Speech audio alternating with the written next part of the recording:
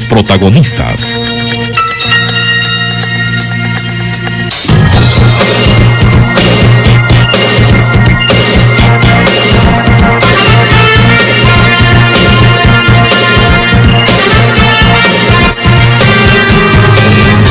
Seguimos en la primera hora de hoy. Vamos a platicar acá sobre un tema que se repite todos los días en el país y que ha sido el motivo real por el cual muchas cosas no han pasado en Guatemala. ¿No han pasado en qué sentido? Carreteras que no hay, hospitales que no avanzan, dinero que se pierde. Sí, usted seguramente ya sabe de qué estoy hablando, de la corrupción. Sí, palabra que se repite mucho. Bueno, hasta el momento, el actual gobierno ha presentado 269 denuncias en el Ministerio Público. Esto lo ha hecho la Comisión Nacional que se ocupa de eso. Y hoy se encuentra con nosotros quien está a cargo de esta Comisión Nacional contra la Corrupción, es Julio Flores. Licenciado Flores, gracias por estar con nosotros. Buenos días. Muy buenos días, Luis Felipe. Muy buenos días también a su distinguida y muy amplia audiencia. Pues agradecer desde la Comisión Nacional contra la Corrupción este espacio para poder compartir el tema que usted posicionaba sobre la mesa y ojalá nos vaya dando tiempo de poder platicar de muchos otros avances en la lucha contra la corrupción. Nunca alcanza el tiempo, pero vamos a hacer lo posible. Avance. Claro. Cuando usted dice avance en la lucha contra la corrupción, ¿a qué se refiere? Claro, bueno, hay que hacer un contexto muy, muy preciso. Que Guatemala se puede acercarse un poco al micrófono, se lo agradeceré. Ahí está, perfecto. Listo, sí. Que Guatemala se posiciona en un contexto institucional, en un contexto social demarcado por más de una década de cooptación de instituciones. Eso es importante tenerlo porque cualquier avance que podamos platicar debemos contextualizarlo en esa complejidad que es empezar a sentar las bases de la lucha contra la corrupción. Cooptación de instituciones, usted dice que están tomadas de alguna manera. Están tomadas, estaban tomadas a los más altos niveles, aún hay presencia de patrones de corrupción a niveles medios, niveles que entorpecen la función ágil del Ejecutivo. Y en ese contexto, aún con la complejidad que le menciono, creo que es importante rescatar avances muy puntuales que desde el Ejecutivo se han impulsado en lo que le corresponde al Ejecutivo, porque creo que también es otra de las precisiones importantes que debemos hacer. El combate a la corrupción es un esfuerzo que debe ser integral, pero debe involucrar a todos los actores.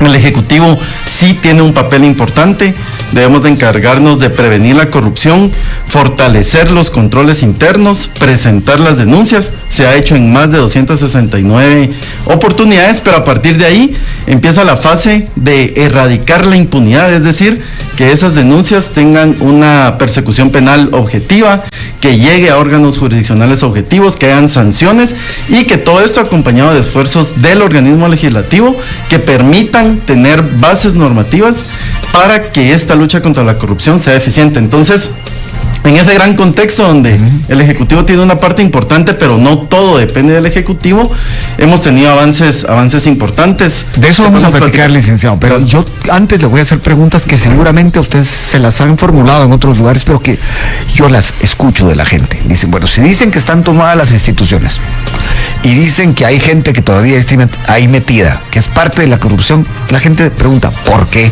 no la sacan? Yo le pregunto a usted, ¿por qué no la sacan? Claro. Una primera parte de la respuesta es de que ya se han depurado bastante las instituciones. Hago de nuevo la referencia, venimos de décadas de captura institucional y por eso es que había estado tan extendida la penetración de la corrupción. Cambios se han realizado, destituciones se han realizado y hay muchos otros aspectos que incluso, pues, no es el espacio, pero hay aspectos de servicio civil que hacen compleja esa modificación en cuanto a las personas que ocupan los puestos. Hay muchas personas amparadas bajo criterios sindicales, hay muchas personas que tienen puestos de permanencia que resulta complejo esa renovación dentro del Ejecutivo. La respuesta en dos partes, sí se ha hecho la depuración, hay trabajo por hacer y en ese trabajo por hacer definitivamente hay obstáculos, pero que no nos están deteniendo en poder brindarle al pueblo digno de Guatemala instituciones no solo transparentes, que también de eso me gustaría platicar, sino de instituciones eficientes, prestando sus servicios públicos, no solo de conformidad con la ley, sino que ahora bajo criterios éticos y de transparencia. Licenciado Flores, ¿cuál es el criterio del actual ejecutivo si llegan a un lugar donde el funcionamiento depende de un operario, alguien que está ahí, que lo hace bien, pero ustedes saben que está vinculado con la corrupción? ¿Qué hacen con eso? Porque los cuadros no están ahí a la vuelta de la esquina. Sí. Ahí el criterio es claro y ayuda mucho tener una instrucción del presidente Arévalo objetiva, contundente, de cero tolerancia a la corrupción. Eso nos aclara cualquier duda de cómo actuar, y en esos casos se procura agotando los procedimientos oportunos, ya sea destituciones o bien algo que ha funcionado, incluso rotaciones. Es una simple rotación, ha desarticulado redes importantes de corrupción. Es decir, gente que estaba en un ministerio se va a otro. Gente que está en un ministerio se va a otro, o gente, cuando le hablo de desarticulación a través de rotaciones, tiene una incidencia distinta un jefe de compras a un jefe de inventario o a un jefe de otra área donde no tiene un poder de decisión o de incidencia sobre las adquisiciones públicas. Pero eso no es rotar, digamos, las mañas de un lugar a otro. No, por decirlo de una manera coloquial. Claro, no. Hay un escenario ideal que es la depuración. Dado que el escenario ideal es complejo de alcanzar y que debemos de tomar medidas inmediatas, se entiende como una mitigación de ese riesgo, trasladar a alguien que está en compras, que está en contrataciones, donde tiene una vinculación directa con el manejo de fondos públicos, a otra dependencia donde su función sea más administrativa y ya no pueda incidir tan forma negativa en ese correcto actuar del gobierno. ¿Por qué rotarlo y no despedirlo? Porque no hay condiciones dadas por lo que les platicaba, servicio civil, temas sindicales, temas de agotar procedimientos que se están agotando. Entonces son medidas inmediatas sin distraernos de la vía correcta para depurar y generar las destituciones. Pero reitero, ayuda mucho a tener la claridad desde la Presidencia de la República de cero tolerancia a este tipo de actuaciones, ¿verdad? ¿Hasta qué punto puede llegar usted con un ministro, por ejemplo, y decirle, bueno, tengo información de que estos dos cuadros que usted tiene, este abogado, este aquí, de verdad no se pueden sostener? Y que le conteste el ministro, mire, fíjese que a mí me han funcionado bien. ¿Qué hace usted en ese caso? Claro, aquí es importante, y si gusta lo puedo vincular con algunos de los resultados importantes que ya se han empezado a dar desde la Comisión Nacional. Nosotros nos estamos enfocando mucho en el fortalecimiento institucional. Pues la distinguida audiencia habrá podido escuchar, si no es el momento ideal para hacerlo saber. Ahora, dentro de cada una de las instituciones del Ejecutivo tenemos oficinas de asuntos de probidad. Estas oficinas de asuntos de probidad, que a la fecha ya son 67, empezábamos el gobierno con 2 o 3 oficinas, ahora ya son 67, se encargan precisamente de esto. Oficinas de probidad, dijo. Oficinas o instancias de asuntos de probidad, el término es genérico, pero la idea es ya sea una unidad o personal dedicado exclusivamente a implementar medidas de transparencia a lo interno de las instituciones. Son ellos quienes en realidad fundamentan cada uno de esos 269 casos de corrupción y lo presentan. Ahora, ¿por qué hago esta referencia? Porque es a través de ese ejercicio de control interno, porque los controles internos funcionan cuando hay autoridades transparentes, son quienes documentan el tipo de irregularidades y con la total confianza se le hace saber a los ministros, a los secretarios, a las gobernaciones departamentales para advertir sobre funcionarios que más allá del cumplimiento técnico puedan tener comprometidos aspectos éticos. Creo que ese es el cambio de calificación hacia el servicio público en la administración del presidente Arévalo, y así lo hemos indicado. Hay que cumplir con las funciones sustantivas, podemos hablar de diversos ejemplos, pero además hay que añadirle el aspecto técnico, el aspecto ético, el aspecto de lucha contra la corrupción, a manera de ejemplos muy concretos. Escuchamos que se han remozado más escuelas que todo el gobierno anterior, pero ahora hay un portal de transparencia donde se coloca cómo estaba la escuela, cómo está ahora y cuánto se ha gastado. Los programas sociales que tienden al clientelismo ahora parten de un registro social de hogares que dan una base técnica para determinar en la cartera del ministro Pinto a quiénes asignarles los beneficios. Tenemos, y esto es reciente, un programa de movilidad laboral en el Ministerio de Trabajo. Anteriormente actuaba bajo parámetros totalmente arbitrarios. Ahora hay una plataforma que garantiza por lo menos la trazabilidad de los expedientes.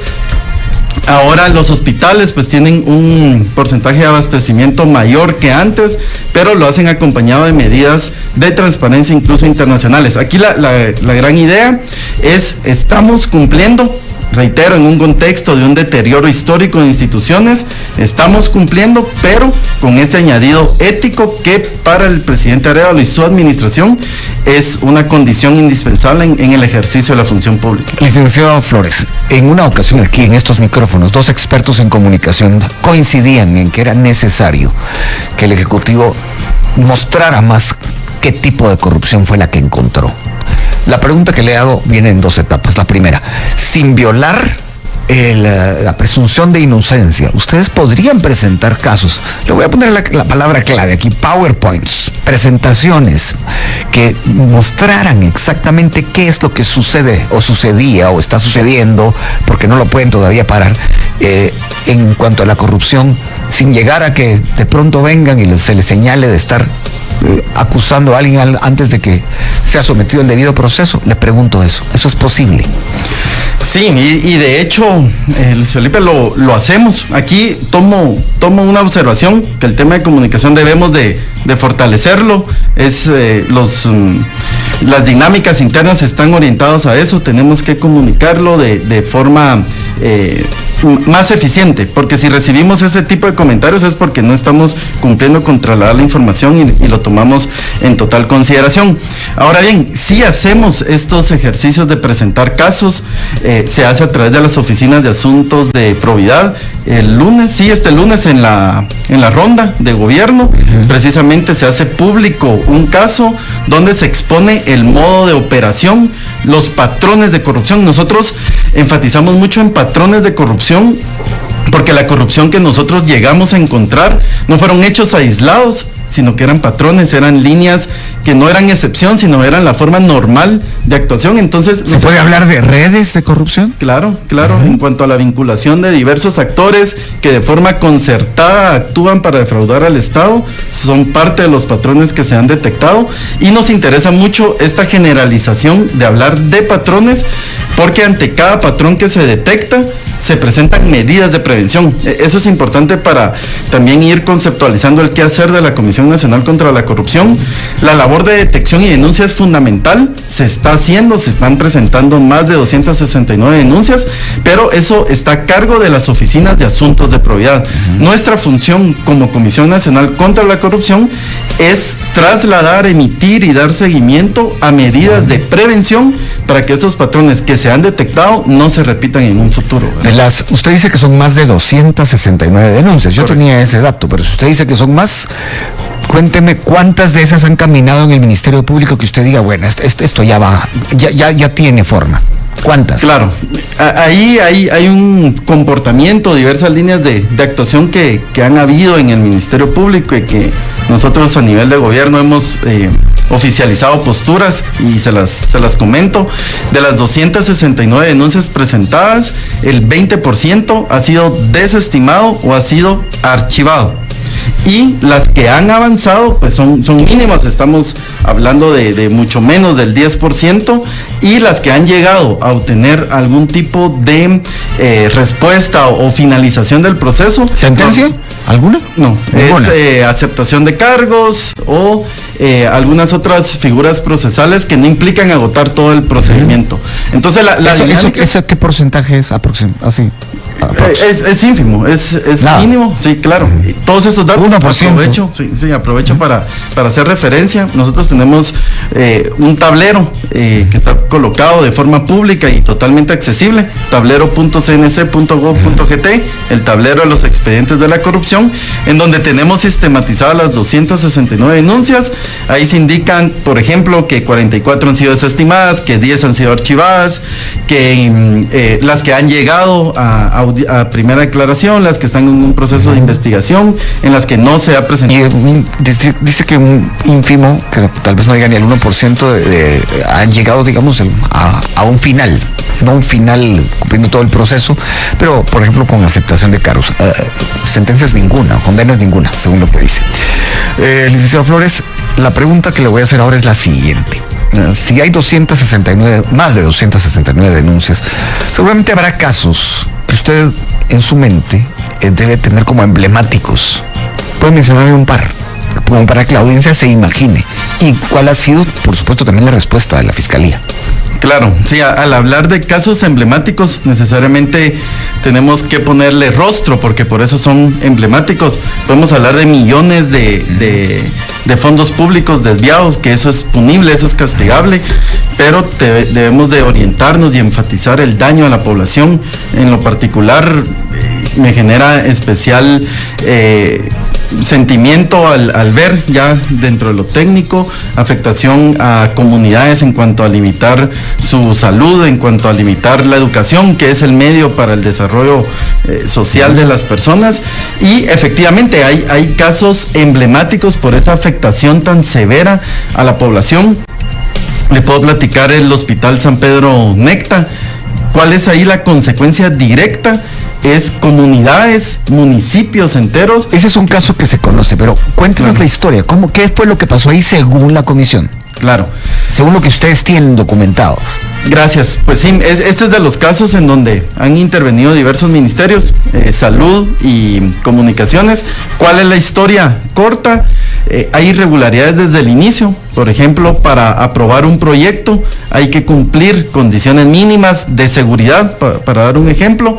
No se cumplió, está construido o está empezado a construir en un área que es peligrosa, que no tiene las condiciones mínimas para que pueda haber un hospital en cualquier momento. Puede haber un peligroso por el derrumbe. Correcto. El posible derrumbe. Colinda con un área muy susceptible a un derrumbe, por ponerlo en términos simples, en donde eso lo hace inviable. A partir de ahí, eso no pudo haber sucedido. ¿Y quién dio ese dictamen? El dictamen favorable para que ahí se pudiera construir el... Aquí hago la referencia, ya hemos platicado temas claves, hablamos de redes, hablamos de cooptación institucional, porque para que eso pudiera materializarse se necesitaba la voluntad de muchos actores a través de avales de distintos ministerios, de entidades como Conred, por ejemplo, que en su momento, este caso tiene más de 15 años, más de 10, 15 años, en donde en su momento se otorgaron los avales para que pudiera levantarse el proyecto. O sea, esto ni siquiera fue del gobierno pasado, nada más. Ajá, yo creo que ahí el término clave es nada más, porque si bien supera a gobiernos anteriores, inicia hace 15 años con estas deficiencias. Sin embargo, luego se ha mantenido el patrón de corrupción.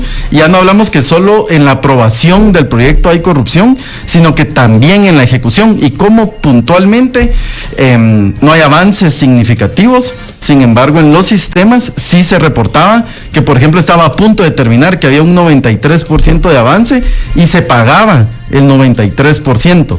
Sin embargo, cuando se va y se verifica, tiene un avance del 38%. ¿Qué significa esto? Que se pagó alrededor de un 60% por obra que no se hizo. Y todo esto formalmente aprobado, documentado y registrado. Entonces, una corrupción que implica robarse fondos públicos, al mismo tiempo que implica no construir un hospital, al mismo tiempo que se refleja en la afectación de toda una comunidad que ha tenido que subsanar. Aquí el cardenal Ramazzini ha colaborado activamente en habilitar espacios para que la población pueda tener acceso a un servicio que debe estar garantizado por el Estado y que tiene los fondos. Sin embargo, como le hago esta breve relación, fueron totalmente sustraídos. ¿De cuántos millones estamos hablando? Ahora se me escapará la cifra exacta, pero sí es una cantidad significativa, son millones de quetzales los que están involucrados, y como le digo, la importancia es de que más del 60% se paga sin tener un avance que lo justifique. Pagaban obra no realizada. Eso es, digamos, el final, pero usted está hablando de que hace 10, 15 años alguien dio por bueno el lugar que, me imagino, tuvieron que adquirir, pagaron por ese terreno que no era el idóneo para construir un hospital. Eso ya ocurrió gobiernos atrás. Claro. Y esto implicó seguramente sobornos, o ustedes lo suponen, ¿es así? Sí, es lo que a través de la denuncia que elaboraron las oficinas de asuntos de probidad se advertía, ¿verdad? Necesariamente algún tipo de colusión, de sobornos, de coimas involucradas. Y esto ya se presentó en el Ministerio Público. Correcto. ¿Cuál fue el camino? ¿Cuál es la situación de ese caso en particular? Pues sigue la dinámica general, Luis Felipe, en cuanto al nulo avance, que, reitero, lo preocupante es cómo se vuelve tan complejo el combate a la corrupción si no están involucradas todas las instituciones. El Ejecutivo sigue cumpliendo con su función, presenta la denuncia, pero a partir de ahí, digamos, todas estas dudas que todos tenemos corresponden a un Ministerio Público responder en un momento. El Ministerio Público, agotando la fase que le corresponde, presenta ante un órgano jurisdiccional y le corresponde. Hago este comentario para traer de nuevo a colación la importancia de que no solo Ejecutivo, que estamos totalmente comprometidos, sino que haya un Ministerio Público, un organismo judicial, un organismo legislativo aprobando las leyes que viabilicen que la lucha contra la corrupción tenga este impacto punitivo que es necesario, ¿verdad? Para ir depurando también instituciones. Uno de los casos que más ruido ha hecho, por no decir, tal vez no es el caso, es la denuncia como tal, es el de la compra de las vacunas rusas durante el gobierno pasado, las vacunas Sputnik. ¿Eso cómo va? Grandes rasgos, como para que la audiencia se imagine lo que ustedes pudieron determinar y cómo sustentaron la denuncia. Claro.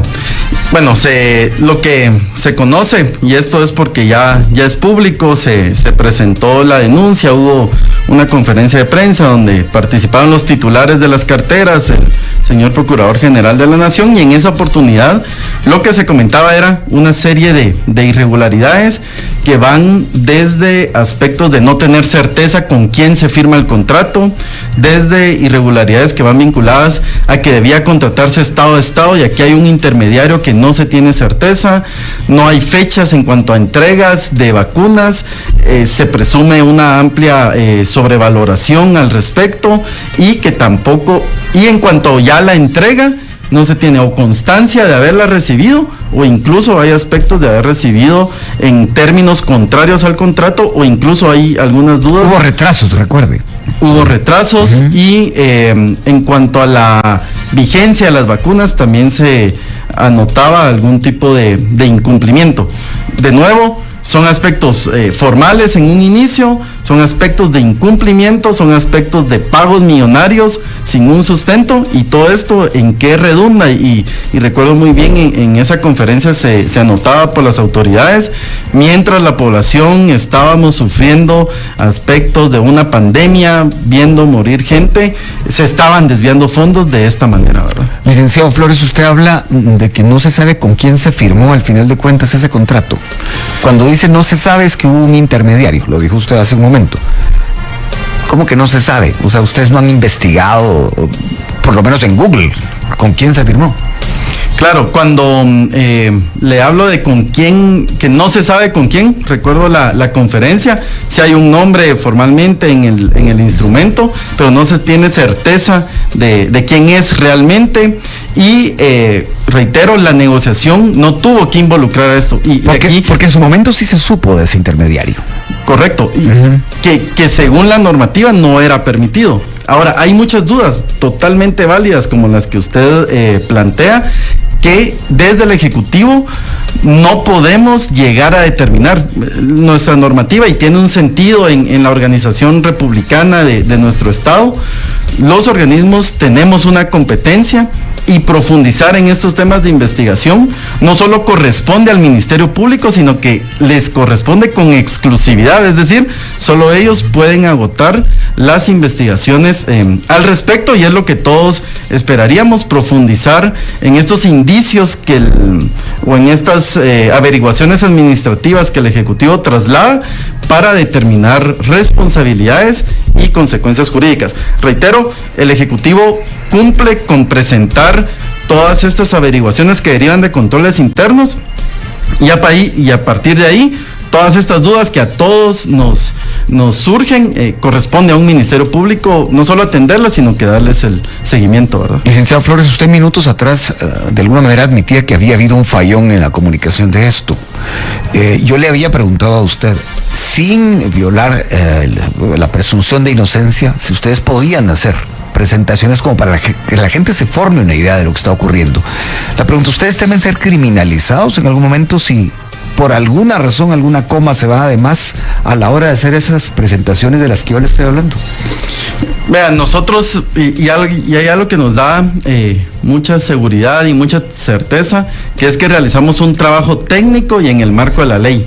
A partir de ahí, todas nuestras actuaciones, la información que se comparte, la información que no se puede compartir, las actuaciones públicas, el acompañamiento que damos a cada una de las instituciones, se realiza en el marco de la ley, y a partir de esa certeza que tenemos de actuar bajo criterios éticos, legales, no debería existir ninguna acción de criminalización, ¿verdad? No debería, pero la pregunta es, ¿ustedes no temen en algún momento? ¿Dijeron algo que no, o se les fue la mano acá? ¿Ustedes no son cuidadosos en eso, o tal vez más cuidadosos de lo que debieran?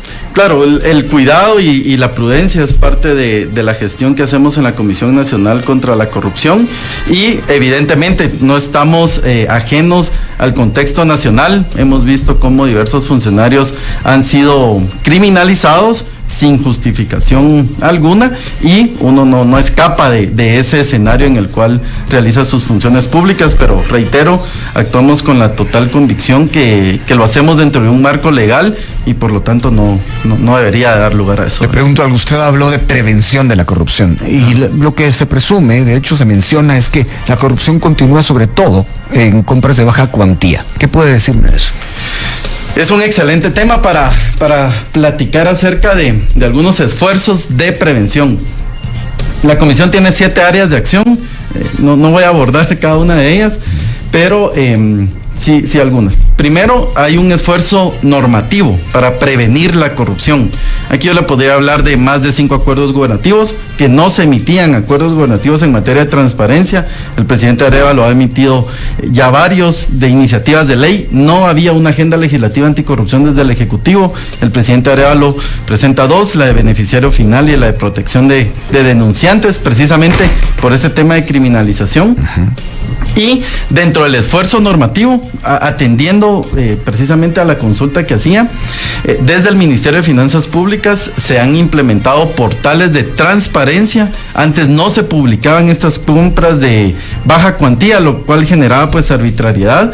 Ahora le comparto, hay portales de transparencia donde se pueden ir verificando estos temas de adquisición de baja cuantía. ¿Qué más? A manera de prevención y liderado por el ministro Mencos, se está desarrollando un sistema de banderas rojas en donde estos comportamientos, por ejemplo, como los que se dan en SAT B410, donde hay empresas que reciben en tiempos muy cortos muchas adjudicaciones, comparten contadores, direcciones y tal, se vayan levantando alertas para que sirvan de medios de información preventivos a la toma de decisión informada de parte de las autoridades.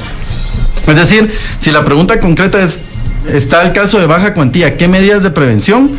Está desde la disposición de que ahora deben de ser públicas, esto quedó en la ley del presupuesto, a la habilitación de portales de transparencia de baja cuantía exclusivamente, y lo que le comentaba del desarrollo de sistemas que nos permitan advertir previo a que se vayan consolidando, porque los patrones son muy claros, la verdad.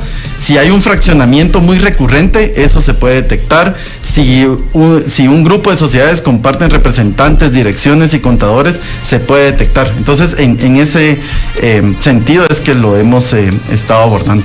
Nos queda muy poco tiempo, licenciado. Hay quienes tienen la idea de que por estar evitando la corrupción también se está frenando la ejecución. ¿Qué contesta eso? Mira, aquí es muy claro el abordaje que se debe de hacer, con algunas notas previas. Uno, si el estado en el cual encontramos el gobierno era una cooptación institucional que necesariamente se refleja inicialmente en una complejidad para ejecutar. Lo que se encontraran eran eventos montados con bases de licitaciones orientadas, procesos sin ningún sustento, que no se podían aprobar por el actual gobierno, dado que eran flagrantemente casos de corrupción. A partir de ahí... ¿Tiene algún ejemplo rápido que pueda usted ponernos acá al aire? Digo ponernos porque nos están escuchando miles de personas. Bueno, le puedo platicar de lo que ya ha sido público. Por ejemplo, hay caso Escuelas Bicentenario, caso de Escuelas Bicentenario era un proyecto emblemático del gobierno anterior, pero ¿qué sucedía? Desde las bases de cotización estaba asignado un tipo de insumo que solo lo podía adquirir una empresa. Ahí, aunque las bases parecieran ser competitivas, realmente estaban orientadas, realmente estaban dirigidas. Eso empieza en el gobierno anterior y el actual gobierno se encuentra en la disyuntiva de definir si continuar o no, y la verdad es que las irregularidades eran tan amplias que no era posible sostener un proceso. Entonces, por ejemplo, es un caso de corrupción importante porque estamos hablando de escuelas, el tema de educación es prioritario para el presidente Arévalo. Sin embargo, no podíamos seguir con una ejecución bajo esos parámetros de corrupción. Ahí es donde yo le digo, definitivamente implica un retraso en la ejecución, porque encontramos un Estado que por más de una década había estado cooptado, y eso necesariamente. Ahora bien, ¿qué sucede? Que eso no debe detener al Ejecutivo. Yo ya hice referencia de algunos programas de cómo se está ejecutando ahora con transparencia. Aquí voy a hacer referencia para hacer alguna vinculación de lo complejo que es. Nuestra lucha contra la corrupción se orienta a que la población reciba servicios eficientes, ya comenté algunos, pero también sirve a manera de orientación saber cómo otros países, no Guatemala, sino otras entidades internacionales especializadas como Transparencia Internacional, están viendo el trabajo del presidente Arévalo en lucha contra la corrupción. Solo para darnos una idea, Guatemala tenía 10 años de un deterioro institucional. Por primera vez este año cambiamos la tendencia, fuimos el único país de toda la región que pasó de una tendencia negativa a positiva, aumentamos 8 puestos que acreditan varias cosas. En primer lugar, la evaluación son 25 puntos, una evaluación que no es la que el presidente Arévalo pretende en su gobierno, pero sí rescatamos el cambio de tendencia, que la ruta es la correcta y que hay mucho trabajo por hacer. Yo creo que eso es fundamental. Hago todo esto porque es complejo recuperar las instituciones. Sin embargo, se ha empezado a realizar. El Ministerio de Comunicaciones ha presentado un plan Conecta que ya se está implementando. Los puertos, se está trabajando con Estados Unidos a efecto de que avancen con transparencia. Se nos acaba el tiempo, de hecho se nos terminó ya. Yo lo voy a invitar a usted una segunda vez acá, una segunda parte, y quisiera centrarme precisamente en el tema de la ejecución. Esa disyuntiva que usted planteó hace un momento, luego de la pregunta que yo le formulé, es bueno, se pueden presentar los casos de, bueno, o acepto esto que no está bien hecho y avanzo, o no lo acepto y no avanzo. Un poco ahí. Así que queda abierta esa posibilidad de que podamos conversar otro día por razones de tiempo.